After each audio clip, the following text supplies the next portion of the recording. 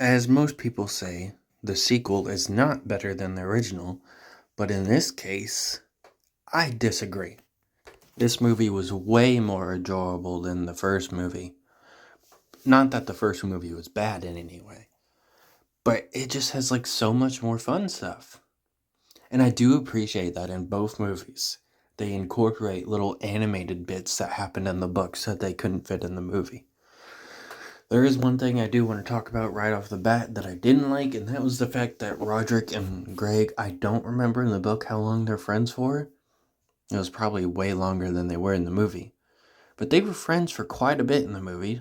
They just weren't on screen that much together. And when they were, he wasn't being mean to him. He wasn't nice to him, but he wasn't mean to him. They only have one scene where they're hanging out together, having fun. It's a pretty good scene. They go out, they eat hot dogs, throw fake vomit to fuck with people. They're just having a fun time. They have to run away from the coach by jumping into a dumpster. They're just having a really fun time. So that's the first scene they're having fun together. And oh boy, you'll never guess what happens next. They're immediately not friends anymore. That's always such a rushed thing that happens in movies, and I would have expected this movie to do it a little bit better, but it did not. Frank definitely has some more memorable moments in this movie. He didn't do much in the last movie. Riley's mom does not even make an appearance in this movie, but his dad does for like half a second. Riley accidentally sits on this spiky ball that Manny gives Greg to apologize for breaking his Xbox 360. And the dad comes and picks him up and leaves, and that's it. They have TikTok in here. The song, not the app. I really like that song. That was something I used to listen to a lot in middle school. Riley and Greg are friends again. Shirag. They actually fit in, which I did not expect. I had forgot it was even in the movie.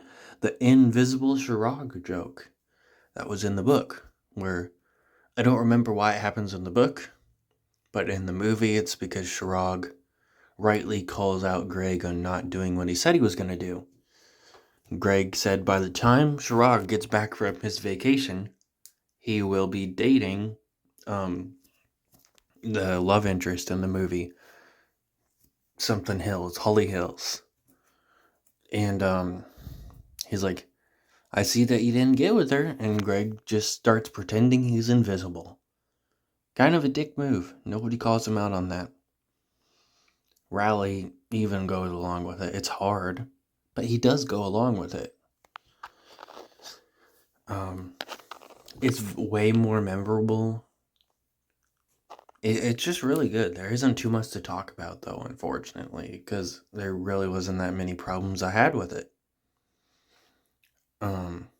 Yeah, that's really about it. I do actually want to mention, though, real quick, that they did skip the third movie. They skipped the third book, and just went for the fourth one, which is nowhere near as bad as what The Long Haul did, which I will talk about in that review. And they kind of put, I'm pretty sure, because in the cover of The Last Straw, because I own 13 out of 18 books, because I just kind of stopped getting them. On the cover of the 13th book, Greg is in his underwear, and that does happen in this movie.